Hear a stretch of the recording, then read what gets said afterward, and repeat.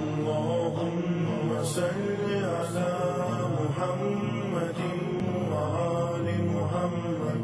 اللهم صل على محمد وآل محمد. اعوذ باللہ من الشیطان الرجیم. بسم اللہ الرحمن الرحیم.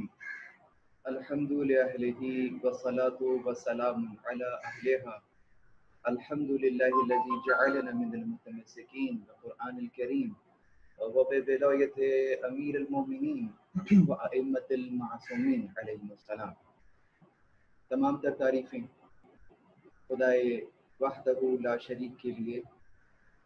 درود اور سلام محمد اور اہل بیت محمد علیہ الصلوۃ والسلام کی ذوات مقدسہ پر. حمد ہے اس خدا کی کہ جس نے ہمیں اور آپ کو قرآن کریم، ولایت امیر المومنین اور دیگر ائمہ علیہم السلام کی ولایت سے متمسک کیا. نہج البلاغہ بحیثیت تفسیر قرآن کے عنوان سے ہماری سہ روزہ گفتگو جاری ہے اور آج اس کا دوسرا روز ہے. کل ہم نے جس جگہ اپنے موضوع کو چھوڑا تھا وہ علی علیہ السلام کی ذات مقدس اور تفسیر القرآن کے ذیل میں گفتگو جاری تھی. حضرت علی علیہ السلام کی نظر میں نہ قرآن کی تمام آیات ایسی ہیں کہ جنہیں سب سمجھ سکیں اور نہ ہی اس طرح ہیں کہ کوئی نہ سمجھ سکے. قرآن سمجھنے کے لیے خاص اسلوب اور روش کی ضرورت ہوتی ہے. امیر المومنین علیہ السلام آیات قرآن کے قابل فہم ہونے کے اعتبار سے 3 حصے کیا کرتے ہیں. امام علیہ السلام آیات کو سمجھنے کے اعتبار سے جو 3 حصوں میں قرآن کریم کو منقسم کرتے ہیں، ان میں ایک حصہ وہ ہے کہ عالم اور جاہل سب سمجھ سکتے ہیں. دوسرا حصہ وہ ہے جسے صرف وہ سمجھے جن کے پاس پاکیزہ ذہن، لطیف احساس اور بہت اہم عنصر کی طرف اشارہ کر رہے ہیں مولا، اور وہ ہے قوت تمیز، یعنی فرق کرنے کی قوت. اگر یہ فرق کرنے کی قوت نہ ہو تو بہت سارے معاملات میں ہم اشیاء کو انالیسس نہیں کر سکتے. تیسرا حصہ وہ ہے کہ جو خدا بند متعال پیغمبر اکرم صلی اللہ علیہ وآلہ وسلم اور راسخون فی العلم سے مخصوص ہے. وسائل الشیعہ الى تحصیل مسائل شرعیہ میں علامہ حریر عاملی علیہ الرحمہ نے اس طرح سے تقسیم کو نقل فرمایا ہے. یعنی قرآن ایک ایسی کتاب ہے کہ جس کی تعلیم مراتب کے حامل ہے. ایک درجہ عوام کے لیے قابل فہم، دوسرا درجہ خاص افراد کے لیے قابل درک، اور بلند ترین مرتبہ عالم یعنی خدا بند متعال اور راسخون فی العلم یا اولیاء اللہ کے پاس ہے. اسی ذیل میں اگر گفتگو کو مزید آگے بڑھائیں تو آپ قرآن مجید کی تفسیر کی جانب اس طرح رہنمائی فرماتے تھے کہ کتاب اللہ تبصرون به وتنطقون به وتسمعون به وينطق بعضه بعض ويشهد بعضه على بعض لا يختلف في الله ولا يخالف لصاحب عن الله. نحج البلاغہ کے خطبہ نمبر 133 کے اندر آپ نے ارشاد فرمایا، اور اس میں ایک بہت اہم اصول کو بھی بیان فرما دیا.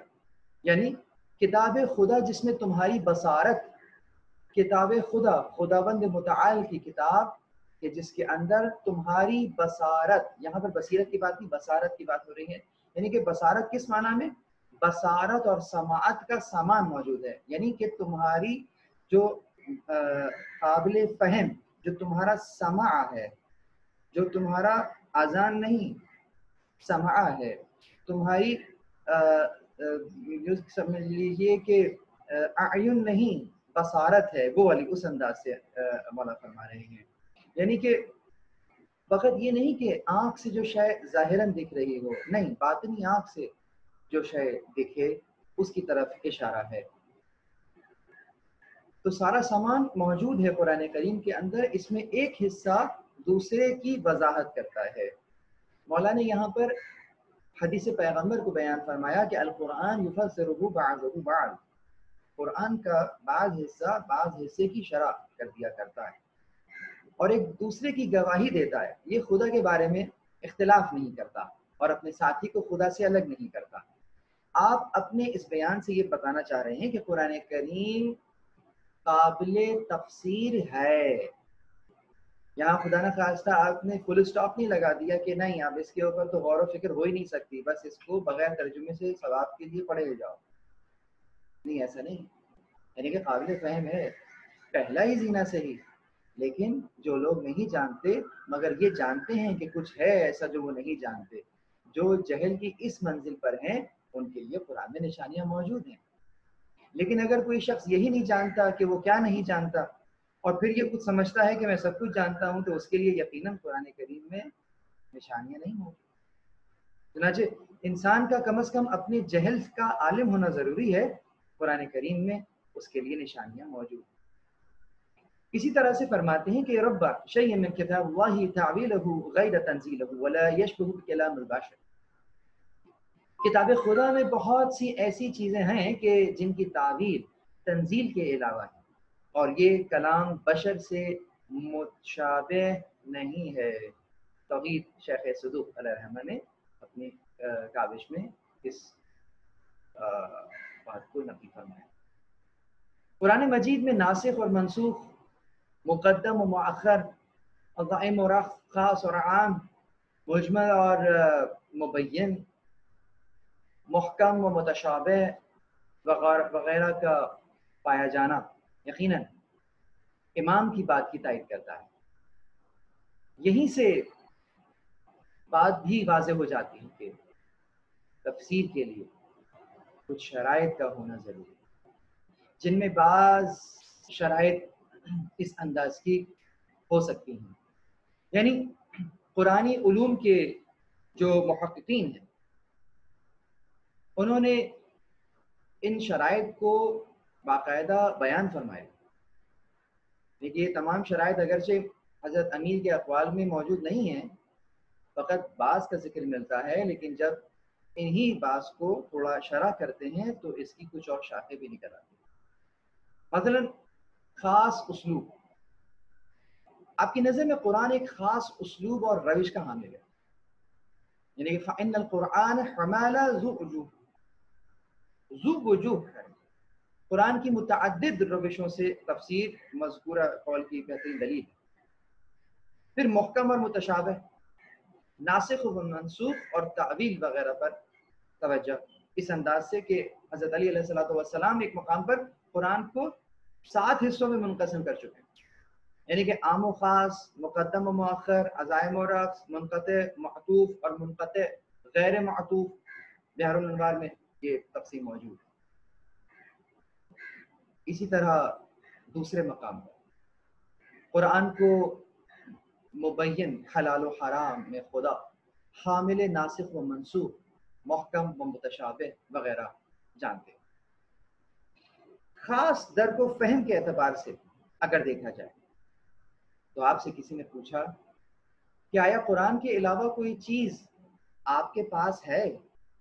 فرمایا نہیں، قسم اس ذات کی جس نے دانے کو شگافتہ کیا. یعنی سوائے، اب آپ اس کو جواب کیا دے رہے ہیں؟ فرماتے ہیں کہ اللہ فہم یوتیہ اللہ رجلا فی القرآن، تفسیر المفسرون کے اندر یہ قول نقل ہے. یعنی سوائے اس فہم و درک کے جو اللہ کسی شخص کو قرآن کے بارے میں عطا کرتا ہے. یعنی ہمارے پاس جو علم ہے وہ قرآن ہی سے اخذ شدہ ہے، یہ قرآن کا علم ہے. ومن عنده علم الکتاب کے مصداق نے اس سوال کا جواب یوں دیا کہ یقیناً ہم قرآن کے ساتھ ہیں. القرآن مع العلی و علی مع القرآن، اسی بات کی طرف عکاسی کرتی ہوئی ہمیں نظر آتی ہے. آپ فرماتے ہیں کہ ان علم القرآن لیس یعلم ما ہوا الا من ذاق طعمه، قرآن تفسیر البرہان کے اندر. یعنی قرآن کا علم بس وہ جانتا ہے جس نے اس کا مزہ چکھا ہوا. عزیز یقینا قرآن کو سمجھنے کے لیے، قرآن کو درک، قرآن کے معنی کو درک کرنے کے لیے اس سے آشنائی ضروری ہے. جو اس کی چاشنی کو محسوس کر چکا ہے، جب تلاوت کرتا ہے تو کتنا عرصہ گزر جاتا ہے اسے محسوس بھی نہیں ہوتا. لیکن جو فقط ثواب کے لیے قرآن کی تلاوت کرتا ہے تو شاید اس کی نظر رکوع اور نصف اور ثلاثہ پر رہتی ہوگی، شاید اس کی نظر قرآن پڑھتے ہوئے سپارے کے باقی ماندہ صفحات پر نظر رہتی ہوگی، شاید وہ جلدی جلدی قرآن کو پڑھ کر صرف ختم کرنے کی نیت سے قرآن پڑھتا ہوگا. علی علیہ الصلوۃ والسلام اور تفسیری مبنا پر اگر بات کریں، کیونکہ اب ہم آہستہ آہستہ اپنے موضوع کے اور زیادہ نزدیک ہوتے جا رہے ہیں. یقینا حضرت علی علیہ الصلوۃ والسلام نے نہج البلاغہ میں قرآن کو حلال اور حرام، ناسخ اور منسوخ، حرمت اور جواز اور خاص اور عام اور محکم اور متشابہ کا بیان کرنے والا بیان کیا. اپنے اس قول کے ذریعے امام نے اس بات کی جانب متوجہ کرانا چاہا ہے کہ قرآن کے جو اقتباسات ہیں ان کو جانے سے پہلے آیات کے مفاہیم سمجھنے کے لیے از قبل بعد مسائل کی بعض اطلاع ضروری ہے.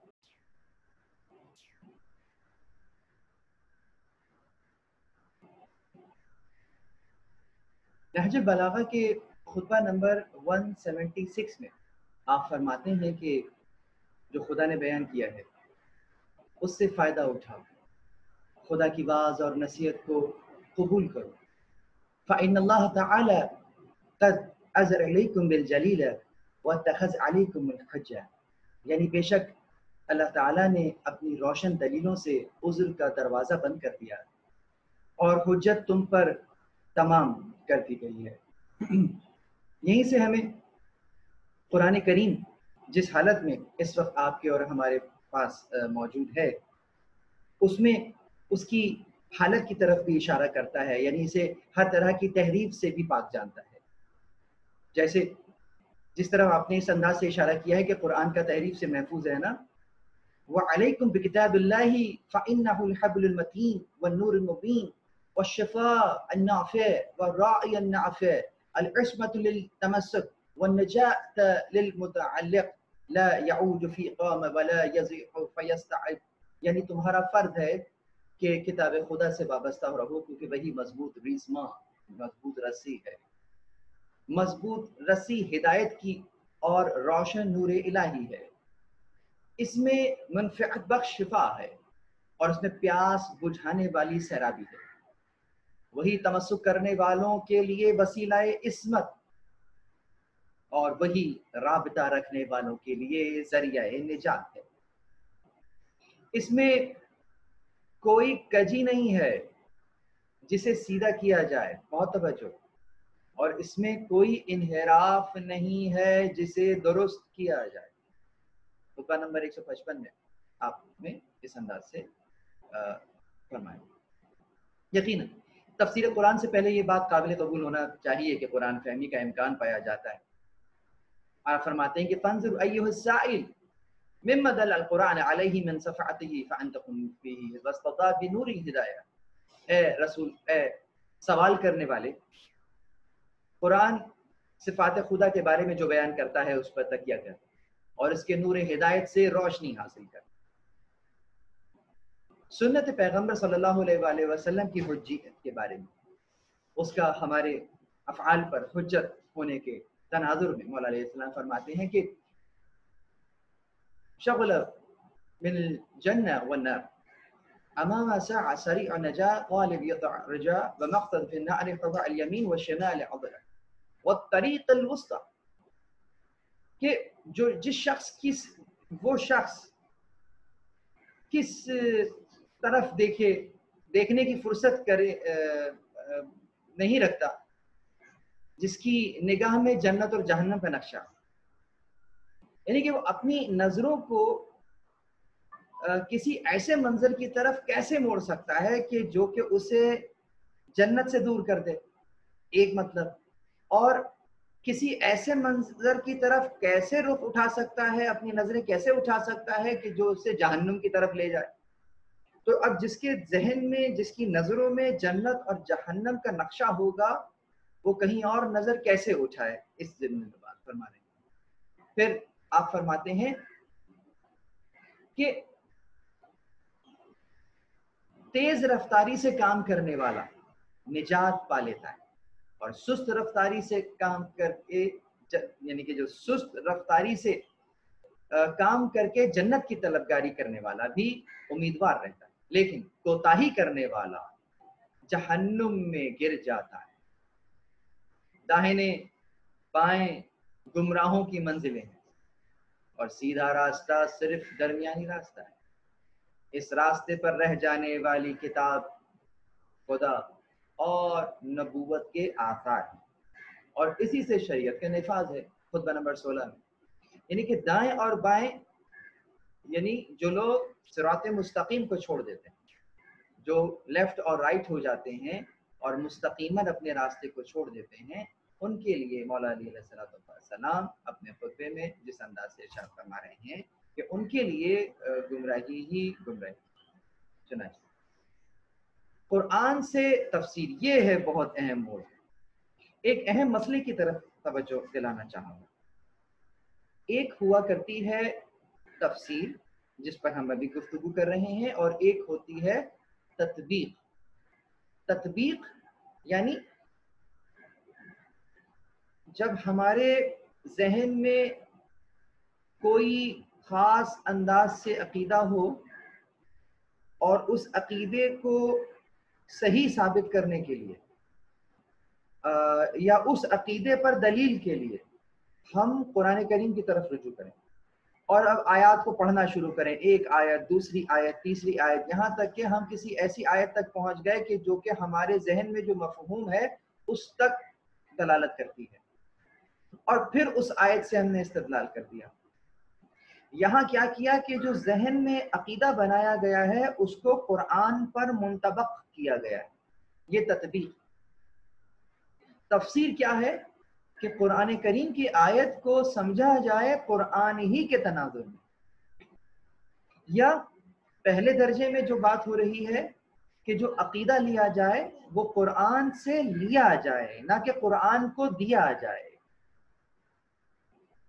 قرآن کریم سے ہمیں عقیدہ لینا ہے، قرآن حکیم کو ہمیں اپنا عقیدہ دینا نہیں ہے، اپنے عقیدے کو درست کرنا ہے، اس کی سمت کو ٹھیک کرنا ہے، اور اس کو مضبوط کرنا ہے قرآن کریم سے، نہ کہ اپنے خیال میں بنے ہوئے کسی عقیدے کو قرآن کے اوپر چڑھایا جائے۔ یا ایھا الذین آمنوا اتقوا اللہ حق تقاتہ، سورہ مبارکہ آل عمران کی آیت نمبر 102 کی تلاوت کی گئی۔ اے صاحبان ایمان، خدا سے کما حقہ تقوی اختیار کرو۔ اس آیت کے بارے میں جب امیر المومنین علیہ السلام سے سوال کیا گیا تو آپ نے اس کی تفسیر اس طرح فرمائی، بہت توجہ، مولا علی علیہ السلام سے سوال کیا جا رہا ہے، باب العلم سے سوال کیا جا رہا ہے، محافظ قرآن سے سوال کیا جا رہا ہے، تو آپ جواب کس انداز سے دیتے ہیں؟ مولا مشکل کشا علی ابن ابی طالب علیہ السلام نے اس انداز سے رہنمائی فرمائی کہ واللہ ما عمل بهذا غیر اہل بیت رسول اللہ، نحن ذکرنا اللہ فلا ننسى، ونحن شکرنا فلا نکفر، ونحن اطعنا فلا نعصي۔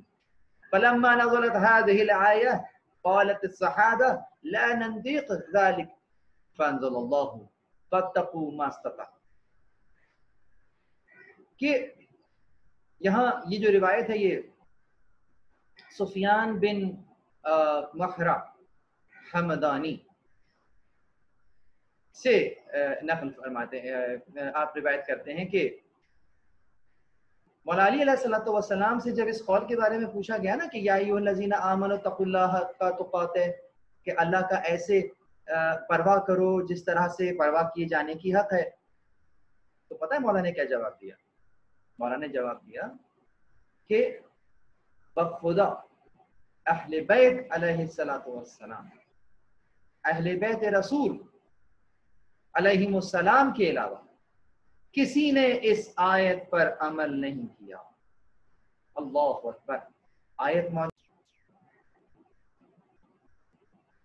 تو عرض ہی کر رہا تھا کہ جب مولا علی علیہ السلام سے اس آیت کے بارے میں پوچھا گیا کہ یا ایھا الذین آمنوا اتقوا اللہ حق تقاتہ، تو جواب میں آپ نے فرمایا کہ اہل بیت رسول صلی اللہ علیہ وآلہ وسلم کے علاوہ کسی نے اس آیت پر عمل نہیں کیا۔ ہم نے اللہ کو یاد کیا، بھولے نہیں، ہم نے شکر سے کام لیا، کفران نعمت نہیں کیا، ہم نے اطاعت کی اور معصیت سے دور رہے۔ جب یہ آیت نازل ہوئی تھی نا تو صحابہ نے کہا کہ ہم میں سے اس آیت پر عمل کرنے کی طاقت کسی کے پاس نہیں ہے۔ تو آپ نے کیا فرمایا؟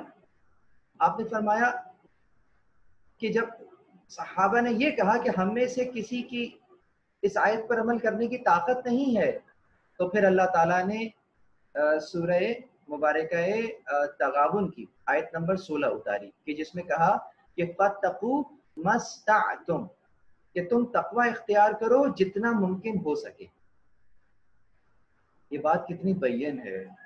اب سمجھ میں آیا نا کہ یہ قرآن کے جو مولا علی علیہ السلام نے حصے کیے تھے وہ کیوں فرمائے۔ پھر آپ فرماتے ہیں کہ جو تخصیص ہے اس قرآن کریم کی عوام الناس کے لیے، ان اول الناس بابراہیم للذین اتبعوہ وہذہ الذین آمنوا واللہ وللمؤمنین، ابراہیم کی نسبت سب سے زیادہ شائستہ افراد وہ ہیں کہ جنہوں نے ان کی پیروی کی، یہ نبی اور وہ لوگ کہ جو صاحب ایمان ہیں۔ فَنَحْنُ مَرَّةً أُولَى بِالْقَرَابَةِ وَتَارَةً أُولَى بِالطَّاعَةِ ولما احتجت المهاجرون على أنصاره يوم السقيفة برسول الله فلجوا عليهم فإن يكن الفلج به فالحق لنا دونكم۔ خط نمبر 28 کے اندر آپ فرماتے ہیں کہ یقیناً پس ہم ایک مرتبہ پیغمبر علیہ الصلوۃ والسلام سے قربت کے سبب اور ایک بار اطاعت خدا کی خاطر خلافت کے سب سے زیادہ حقدار ہیں۔ اور جب مہاجرین نے روز ثقیفہ انصار پر احتجاج کیا اور صرف قرابت کے ذکر سے کامیاب بھی ہو گئے، تو اگر یہ برتری کی دلیل ہے تو حق ہمارے ساتھ ہے نہ تمہارے ساتھ۔ یعنی مولا علیہ الصلوۃ والسلام خلافت ظاہری کے لیے جو استحقاق بیان فرما رہے ہیں اس میں یقیناً ایک تو وہی استدلال ہے جو مہاجرین نے انصار پر کیا تھا کہ ہم قرابت رکھتے ہیں، لیکن مولا علی علیہ الصلوۃ والسلام اس کے ساتھ کتاب خدا کے اوپر کما حقہ عمل کرنا بھی معیار قرار دے رہے ہیں کہ فقط اہل بیت علیہم السلام کے علاوہ قرآن کی ہر آیت کے اوپر جیسا کہ عمل کرنے کا حق ہے کسی نے عمل نہیں کیا، تو اسی سبب وہی ہستیاں حق رکھتی ہیں کہ اس قرآن کریم کے قوانین کو عوام الناس میں نافذ کرے۔ چنانچہ آیات کے ذریعے سے ہی، آیات مبین کے ذریعے سے ہی مجمل کی تفسیر کس انداز سے کرتے ہیں۔ سورہ زمر میں ارشاد ہوتا ہے کہ انک میت وانہم میتون،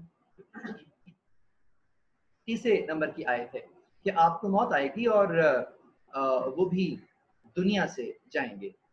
تو حضرت علی علیہ السلام سے پھر روایت ہے کہ جب یہ آیت انک میت وانہم میتون نازل ہوئی تو میں نے پوچھا اے پروردگار کیا تمام مخلوقات کو موت آئے گی اور انبیاء باقی رہیں گے؟ تو آیت نازل ہوئی کل نفس ذائقۃ الموت ثم الینا ترجعون، کنز الاعمال کے اندر دوسری جلد کے اندر یہ رہنا، یعنی ہر نفس کو موت کا مزہ چکھنا ہے۔ اس کے بعد تمہیں ہماری طرف پلٹایا جائے گا۔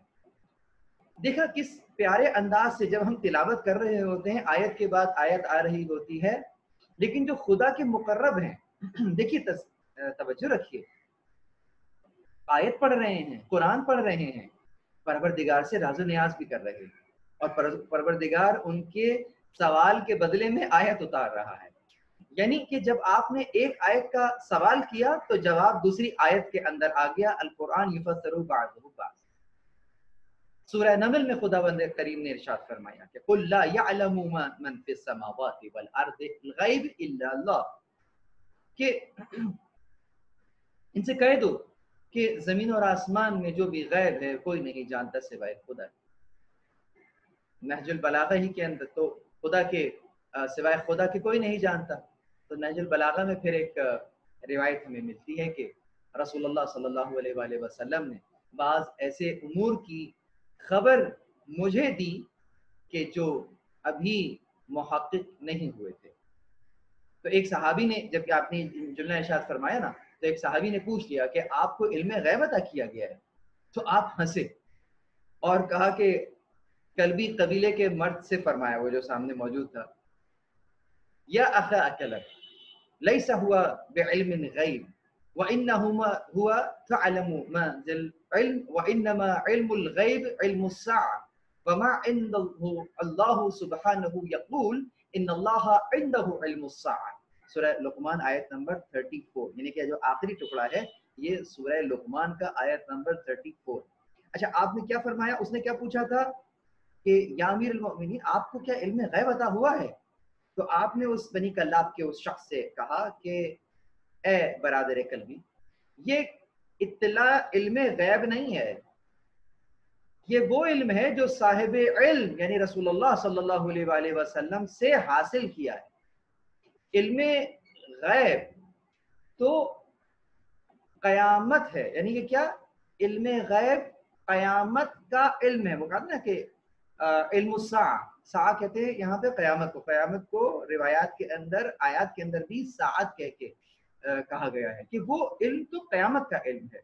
اور اس کے بعد فرماتے ہیں کہ جو خدا اپنے قول میں لے آیا ہے کہ علم قیامت، علم قیامت خدا کے پاس ہے۔ اس کے بعد فرماتے ہیں کہ خدا جو شکم مادر میں ہے، نر یا مادہ، بدصورت خوبصورت، سخی یا بخیل، شقی یا سعید سے آگاہ ہے، اور وہ جو فاصل جہنم ہوگا یا بہشت میں وارد ہوگا، نبیوں کی صحبت میں رہے گا، سب اس کے علم میں ہے۔ بس یہ وہ ذاتی خدا ہے جس کا علم صرف خدا کے پاس ہے۔ ان کے علاوہ جو علم غیب ہے اس کی اللہ نے اپنے نبی کو تعلیم دی ہے اور انہوں نے مجھے سکھایا ہے۔ تو اب وہ غیب عوام الناس کے لیے تو غیب ہے، لیکن مجھے تو رسول اللہ نے تعلیم دی ہے، مجھے تو فرمایا ہے، مجھے تو سکھایا ہے۔ تو آپ اپنا اس انداز سے بھی بیان فرما رہے ہیں۔ چنانچہ اسی کے ذیل میں گفتگو کہیں بہت طویل نہ ہو جائے تو میں مختصر کروں۔ کلام پیغمبر صلی اللہ علیہ وآلہ وسلم سے آپ تفسیر کیا کرتے تھے۔ مثلا حدیث کے عنوان سے اگر بات کی جائے کہ سنت اور حدیث کے ذریعے قرآن کی تفسیر کو اصطلاحاً تفسیر معصور کہتے ہیں۔ یہ ایک کلیہ ہے، ایک قاعدہ ہے، ایک اصطلاح ہے کہ سنت اور حدیث کے ذریعے قرآن کی جو تفسیر کی جاتی ہے اس کو تفسیر معصورہ کہتے ہیں۔ حضرت علی علیہ السلام کے بیانات میں اس کے متعدد نمونے پائے جاتے ہیں، جیسے آپ وَفِي السَّمَاءِ رَزَقَكُم مَّا تُوعَدُونَ، اس آیت کی تفسیر مولا علی علیہ السلام نے جب فرمائی تو اس طرح فرمائی کہ آسمان میں تمہاری روزی سے مراد برسات ہے۔ الفاظ سے آیات کے معنی کی اگر حساب سے، الفاظ کے معنی کے اعتبار سے اگر تفسیر کو دیکھا جائے تو قرآن عربی زبان میں نازل ہوا ہے، اور عربی زبان دیگر زبانوں کی مانند مخصوص قواعد اور ضوابط کی حامل ہے۔ ہر زبان میں اپنے یقیناً کچھ مخصوص قواعد اور ضوابط جو ہے وہ ہوا کرتے ہیں۔ تو چنانچہ اس اعتبار سے بھی اگر دیکھا جائے تو مولا علی علیہ السلام اس انداز سے گفتگو فرما رہے ہیں کہ حضرت نے متعدد مقامات پر آیات قرآن کی تفسیر میں الفاظ اور کلمات کے بیان یعنی معانی پر توجہ دینا، اس کا امر کا پتہ دینا بیان کرنا۔ تفسیر میں اب اس کو کس حد تک ہم اس کو لے کر آتے ہیں، مثلا آپ کے سامنے ایک آیت ہدیہ کر رہا ہوں کہ ان اللہ یأمر بالعدل والاحسان، یعنی خداوند متعال عدل اور احسان کا حکم دیتا ہے۔ تو آپ سے جب اس کی تفسیر پوچھی گئی تو آپ نے اس کی تفسیر کی ہے کہ عدل الانصاف والاحسان التفضل، یعنی عدل یعنی کہ کیا؟ عدل یعنی انصاف، اور تفضل یعنی فضل اور بخشش۔ تو یہاں پر آپ نے احسان کا جو شرح کی وہ بخشش اور فضل کے عنوان سے کی، یعنی کہ جب انسان اپنا حق بھی کسی کو جب حق دے رہا ہو تو عدل تو یہی ہے کہ جو اس کا حق ہے وہ دے دیا جائے، اور اگر اس کو اس کے حق سے زیادہ دے دیا جائے تو یہ جو زیادہ دینا ہے عمدن جو زیادہ دیا جا رہا ہے نیت کے ساتھ کہ اس کو زیادہ دیا جائے، یہ اس پر احسان ہے۔ اور پروردگار فرماتا ہے هل جزاء الاحسان الا الاحسان، جب تم کسی کو زیادہ دے رہے ہوگے نا تو پروردگار کا قانون ہے هل جزاء الاحسان الا الاحسان، وہ بھی تمہارے کیے ہوئے عمل کی جزا اس سے کہیں زیادہ دے گا، یہ احسان۔ تو پہلے درجے میں ہم اپنے اوپر یہ قواعد اور قانون کو لاگو کریں، اور دوسرے درجے کے اندر پھر ہم خدا سے اس انداز سے لو لگائیں کہ پروردگار جس انداز سے میں لوگوں پر احسان کر رہا ہوں، میرے فعل میرے افعال میں احسان بین ہے، بالکل اسی طریقے سے اب جب پروردگار میرے حق میں فیصلہ کرے گا تو یقیناً انصاف سے فقط نہیں وہاں فضل سے فیصلہ فرمائے گا۔ ہماری گفتگو نہج البلاغہ بحیثیت تفسیر قرآن کے ذیل میں جاری ہے، آج اس کا یہ دوسرا حصہ تھا۔ انشاءاللہ کل یہیں سے بات کو آگے بڑھائیں گے، تب تک کے لیے اجازت دیں۔ اگر کوئی سوال ہو تو اس نشست کا تو وقت ختم ہو چاہ رہا ہے، آپ مجھے میری پرسنل آئی ڈی کے اوپر بھی سوالات ٹیکسٹ کر سکتے ہیں، انشاءاللہ میں اس کا جواب جو ہے وہ دینے کی پوری کوشش کروں گا۔ پروردگار رمضان المبارک کی ان ساعتوں میں ہمیں قرآن کریم کو ویسا سمجھنے کی توفیق عنایت فرما جیسا تو چاہتا ہے۔ پروردگار ہمارے اعمال کے ذریعے سے حضرت حجت کے دل کو شاد اور خوشنود فرما۔ پروردگار حضرت حجت کے دل کو انہی کے ظہور کے ذریعے سے شاد اور خوشنود فرما۔ وآخر دعوانا ان الحمد للہ